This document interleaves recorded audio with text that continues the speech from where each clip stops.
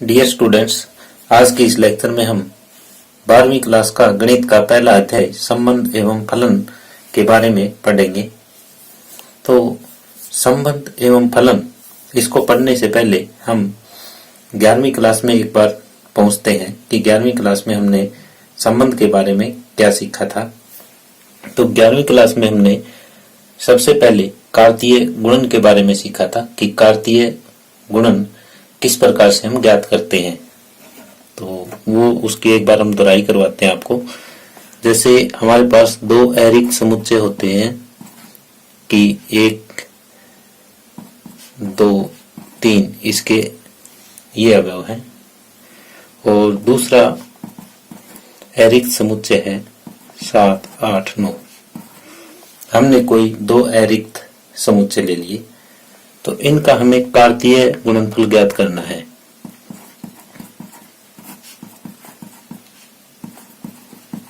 तो कैसे ज्ञात करते थे हम इसको? a गुणा b से दर्शाते थे, और ये इस टाइप से कि पहला अवयव पहले इन तीनों के साथ क्रमित युग्म में आएगा, 1, 7, 1, 8,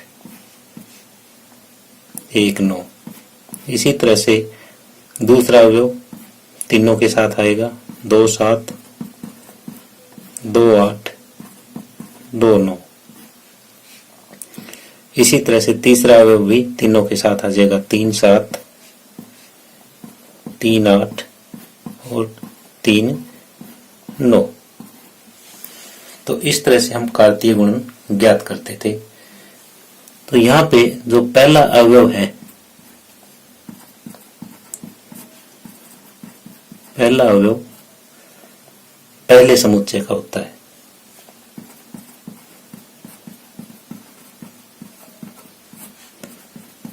और जो दूसरा अवयव है वो दूसरे समुच्चय से होगा।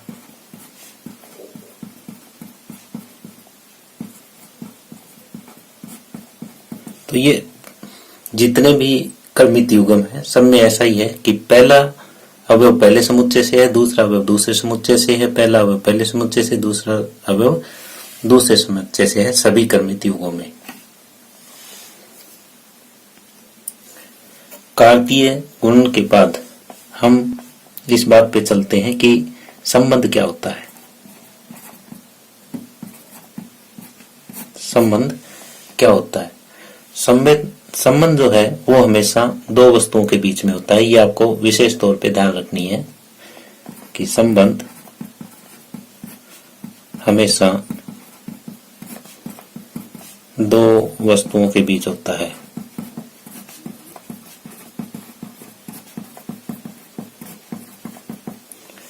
कैसे?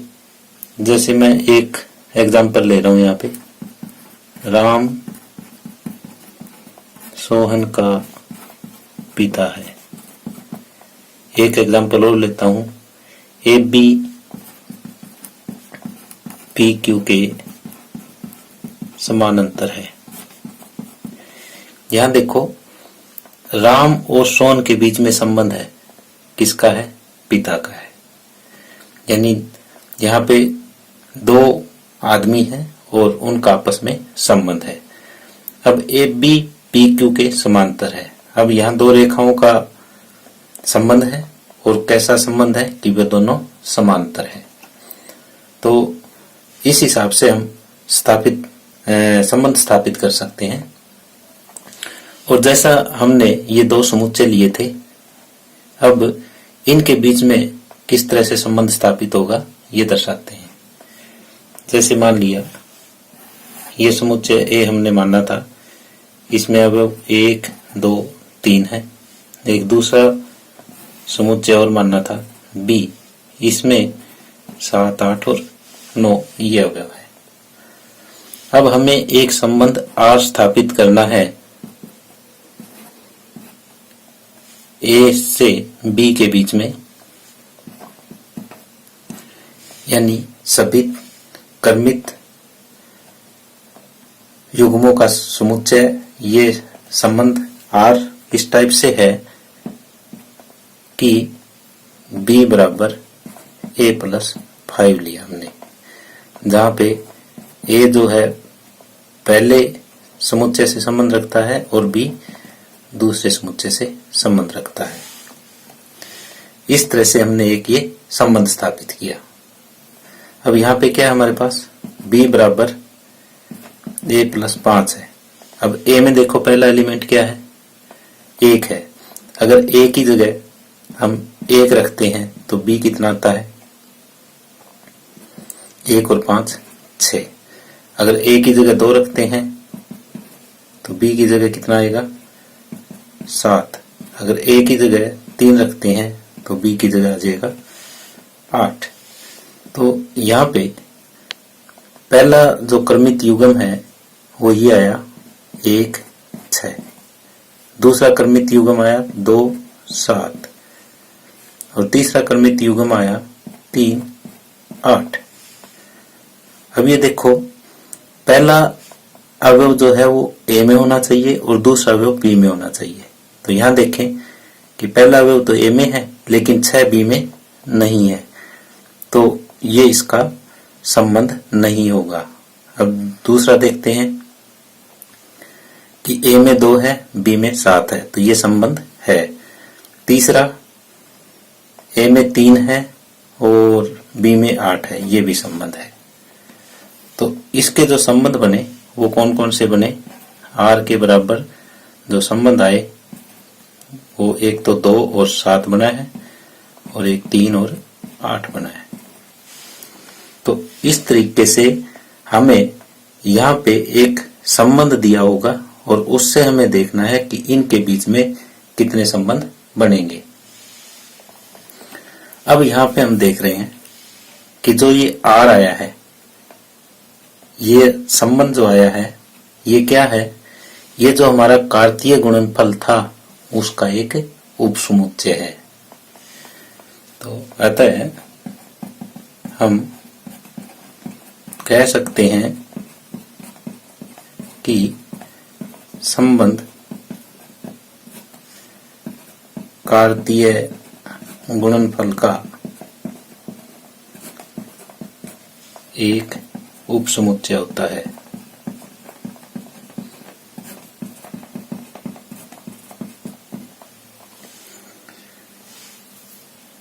डियर स्टूडेंट्स, हमने 11वीं क्लास में भी संबंध पढ़े थे और अब 12वीं क्लास में भी पढ़ रहे हैं, लेकिन इन दोनों में डिफरेंस है।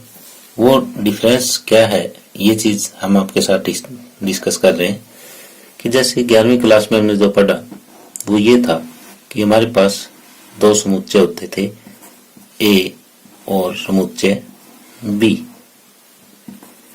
और जो हम संबंध स्थापित करते थे वो A के अवयवों का संबंध B के अवयवों से संबंध स्थापित करते थे। जैसे संबंध R इस टाइप से दर्शाया जाता था, ये क्रमित युग्म के रूप में दर्शाया जाता था, जैसे हमने क्रमित युग्म लिखा है। और इन दोनों अवयवों के बीच आपस में कोई संबंध होता था, जहां पे पहला अवयव पहले समुच्चय से होता था और दूसरा अवयव दूसरे समुच्चय से होता था। यानी पहला अवयव पहले समुच्चय से संबंध रखता था और दूसरा अवयव दूसरे समुच्चय से संबंध रखता था। लेकिन अब क्या है 12वीं क्लास में ये है कि हमारे पास B की जगह भी A है, समुच्चय B की जगह भी समुच्चय A ही है। यानी जो यहाँ पे अवयव है वो ही सेम अवयव यहाँ है, सिर्फ आपको इतना ही ध्यान में रखना है। तो यहाँ जो संबंध स्थापित होगा वो इस टाइप का होगा, वो क्रमित युग्म के रूप में तो होगा और इनका भी आपस में रिलेशन होगा, लेकिन ये दोनों के दोनों जो है ना वो A से ही संबंध रखते होंगे। यानी जो पहला अवयव है वो भी A से संबंध रखता है और जो दूसरा अवयव है वो भी A से ही संबंध रखेगा। सिर्फ इतना ही अंतर है कि यहाँ 11वीं क्लास में 2 अलग अलग समुच्चय होते थे और 12वीं क्लास में दोनों समुच्चय सेम रहेंगे। आगे है संबंधों का प्रकार। ये संबंध कितने प्रकार के हो सकते हैं? तो पहला प्रकार है रिक्त संबंध। हम जानते हैं कि जिस तरह से रिक्त समुच्चय होता है, रिक्त समुच्चय क्या होता है कि ऐसा समुच्चय जिसमें कोई भी अवयव ना हो वो रिक्त समुच्चय कहलाता है। उसी तरह से हम देखें कि रिक्त संबंध तो ऐसा संबंध जिसमें कोई भी कर्मित युग्म ना हो वो रिक्त संबंध कहलाता है। हम समझने के लिए ये लिख सकते हैं कि ऐसा संबंध जिसमें कोई भी कर्मित युग्म न हो रिक्त संबंध कहलाता है।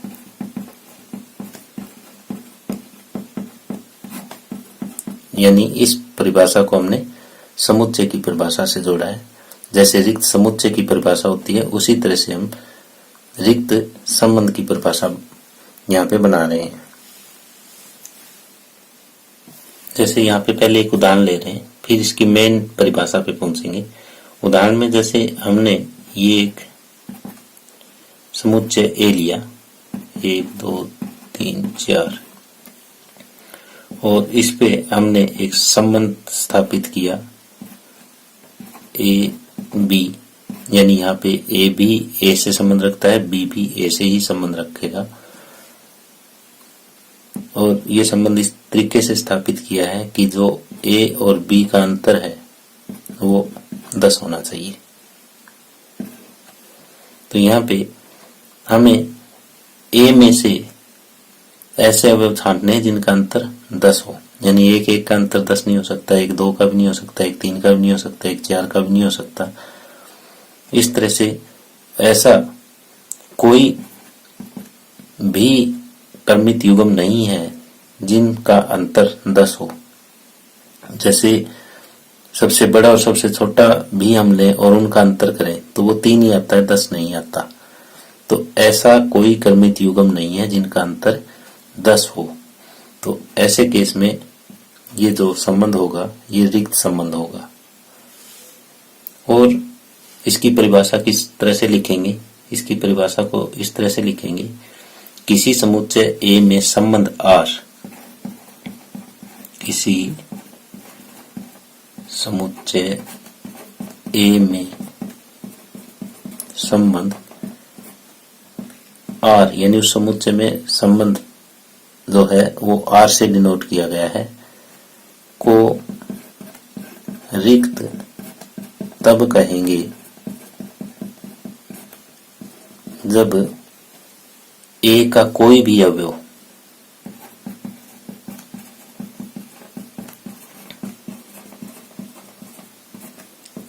ए के किसी भी अवयव से संबंधित न हो।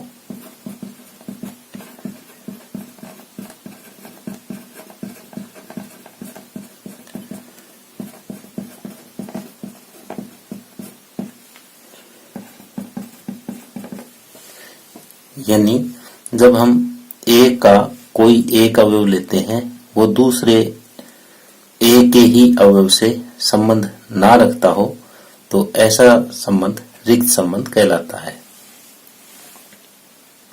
आगे है दूसरी टाइप, सार्वत्रिक संबंध।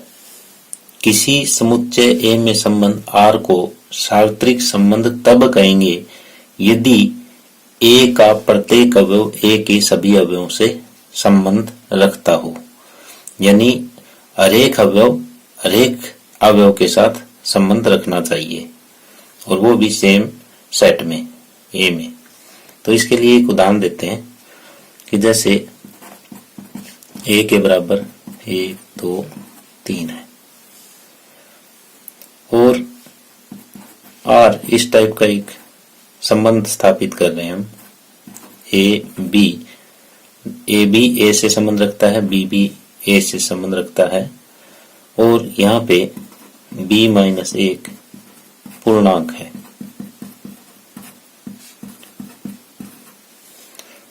अब b-1 पूर्णांक है, यानी यहाँ पे जो हम क्रमित युग्म a और b का मान रखेंगे वो एक पूर्णांक होना चाहिए, वही हमारा संबंध है।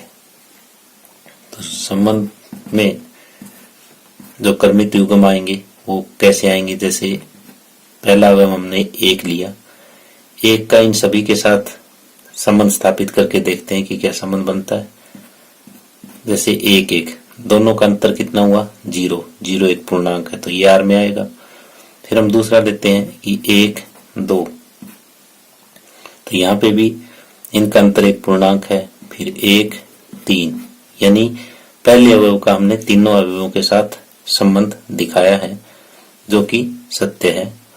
अब दूसरे का पहले के साथ ये भी एक पूर्णांक बनेगा अंतर, दूसरे का दूसरे के साथ इनका अंतर भी एक पूर्णांक है, दूसरे का तीसरे के साथ ये भी अंतर एक पूर्णांक है। अब तीसरे का पहले के साथ ये भी पूर्णांक, तीसरे का दूसरे के साथ ये भी पूर्णांक और तीसरे का तीसरे के साथ ये भी पूर्णांक। यानी यहाँ हमने क्या देखा, हमने ये देखा कि A के प्रत्येक अवयव का संबंध A के सभी अवयवों के साथ है। यानी अगर हम एक रो A भी करें तो वो भी यही सेम चीज आएगी, यानी A का कार्तीय गुणनफल A के साथ करें तो वो भी सेम चीज ही आएगी। अगर कार्तीय गुणनफल और जो संबंध है वो अगर बराबर है तो इसका मतलब जो संबंध है वो सार्वत्रिक संबंध है। तो यहाँ हम देख रहे हैं इनकी कार्तीय गुणा करके कि वो भी सेम यही आई। तो अगर आपका संबंध कार्तीय गुणन के बराबर है तो इसका मतलब ये है कि ये सार्वत्रिक संबंध है। समतुल्य संबंध यानी रिफ्लेक्सिव। समतुल्य संबंध कोई भी संबंध कब कहलाएगा ये हमें देखना है। तो समुच्चय A पे परिभाषित संबंध R, समुच्चय A पर परिभाषित संबंध R समतुल्य कहलाएगा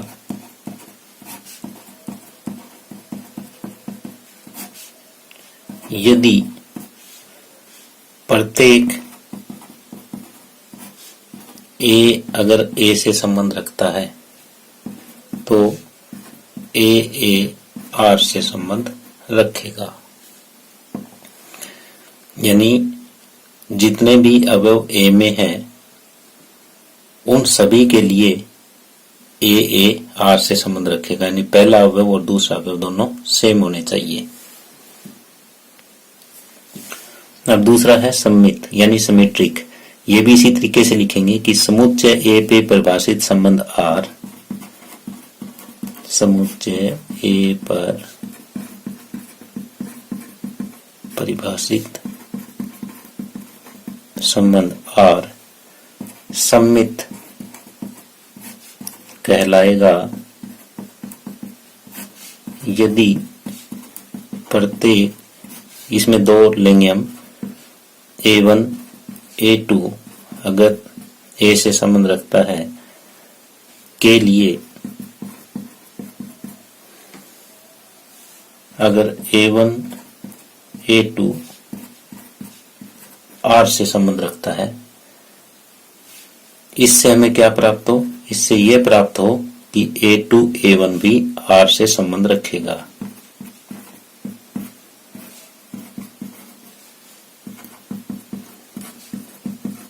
तो यानी अगर A1 A2 R से संबंध रखता है तो A2 A1 भी R से संबंध रखता होना चाहिए, तभी ये सम्मित है, अदरवाइज सम्मित नहीं है। अब तीसरा है सकारात्मक यानी ट्रांजिटिव।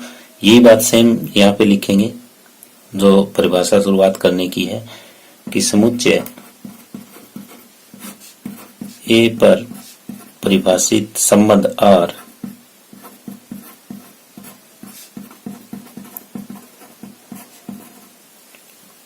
संक्रामक कहलाता है यदि प्रत्येक, जैसे पहले में हमने एक लिया था, इसमें दो अवयव लिए थे, इसमें तीन लेंगे। प्रत्येक A1, A2, A3 संबंध रखता है A के लिए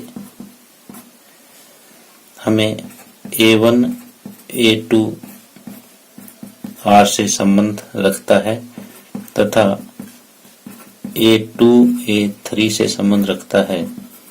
तो इन दोनों से हमें क्या प्राप्त हो कि पहला अवयव और ये लास्ट का अवयव है ये भी R से संबंध रखे।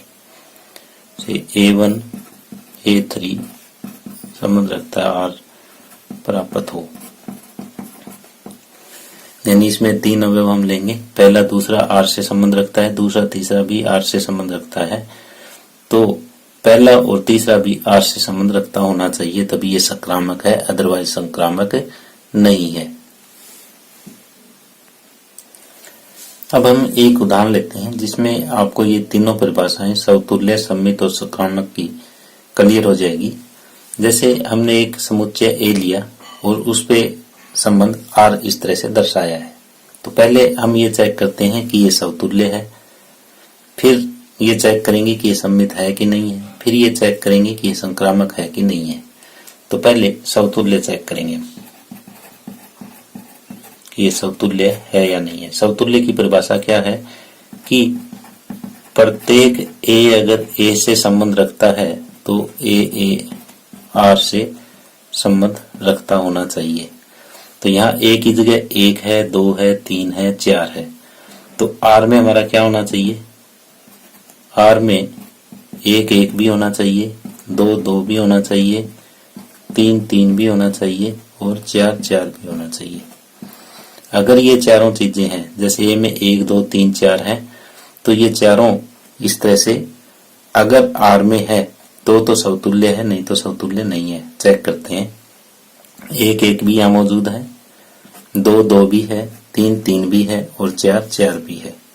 तो चारों यहाँ पे मौजूद है, तो इसका मतलब जो R है वो समतुल्य है, R समतुल्य है। अगर इनमें से एक भी नहीं होता, जैसे मान लिया कि ये 3 3 नहीं होता यहाँ पे, तो ऐसे केस में ये समतुल्य नहीं होता, क्योंकि प्रत्येक A के लिए सेटिस्फाई नहीं होता। अब हम सम्मित चेक करते हैं इसका।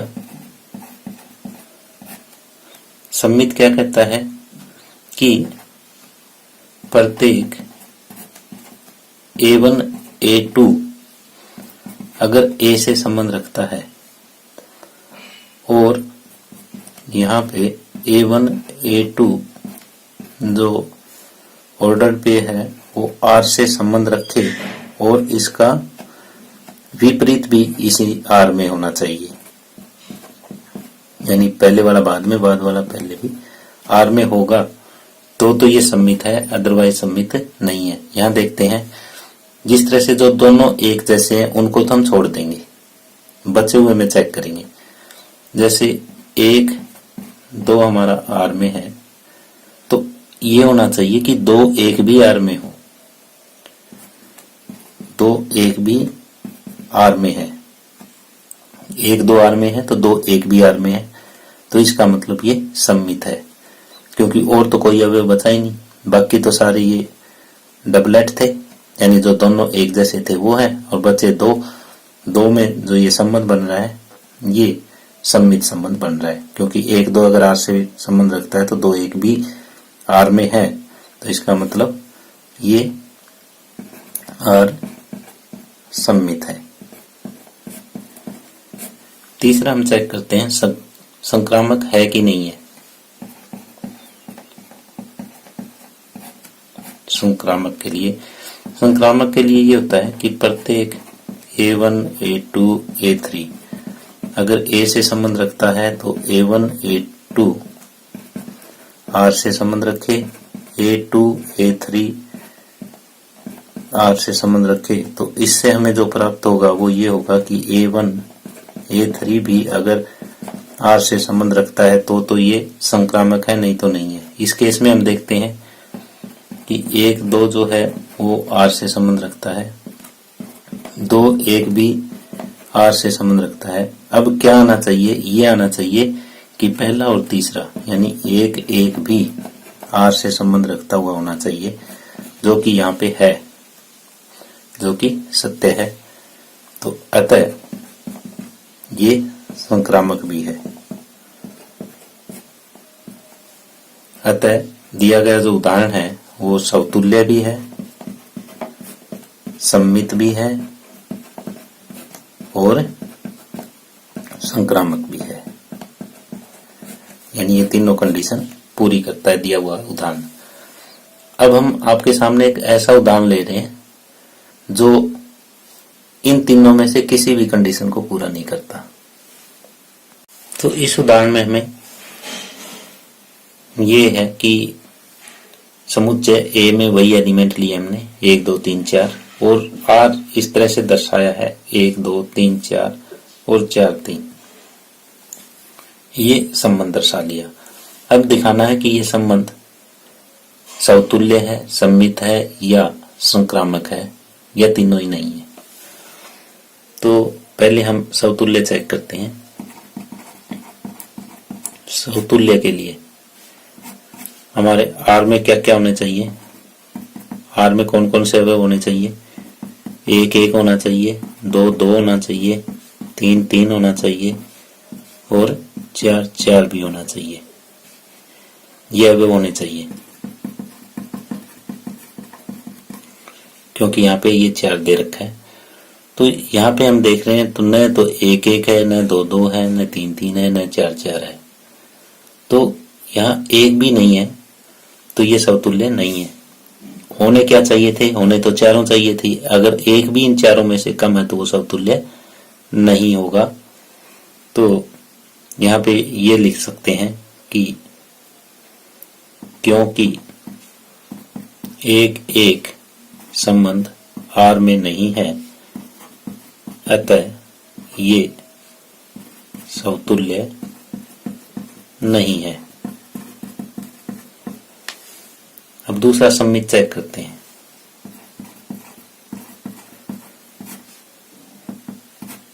सम्मित चेक करने के लिए जैसे हमारे पास 1 2 R में है तो क्या होना चाहिए था, ये होना चाहिए कि 2 1 भी R में हो।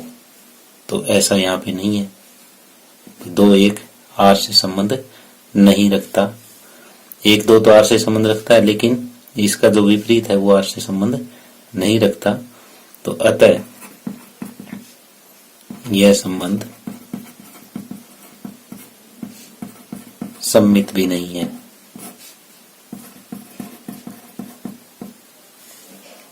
अब तीसरा हम लेते हैं संक्रामक। संक्रामक के लिए क्या करें, जैसे यहाँ पे हम देख रहे हैं 3 4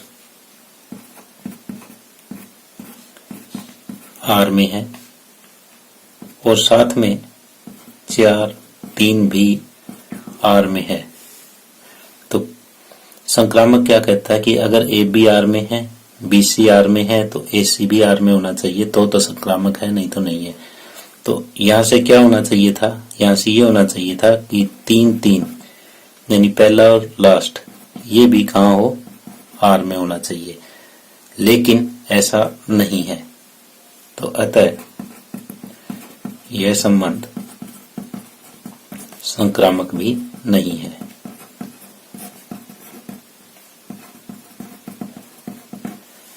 तो यहाँ पे हमने 2 उदाहरण लिए।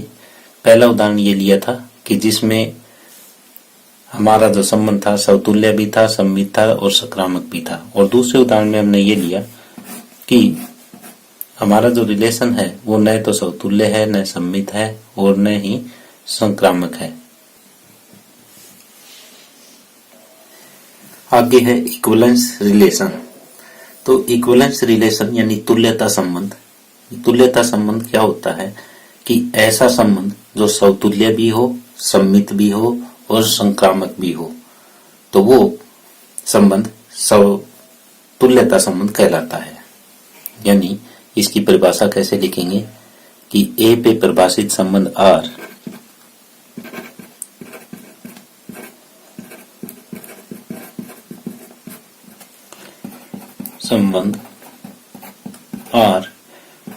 तुल्यता संबंध कहलाता है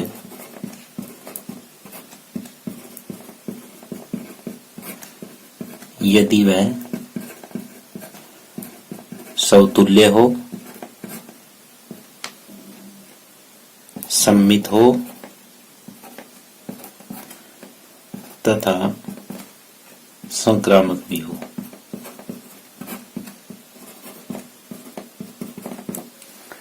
तुल्यता संबंध किसे कहेंगे? ऐसा संबंध जो समतुल्य, सममित और संक्रामक तीनों हो, वो तुल्यता संबंध कहलाता है, यानी इक्विवेलेंस रिलेशन कहलाता है।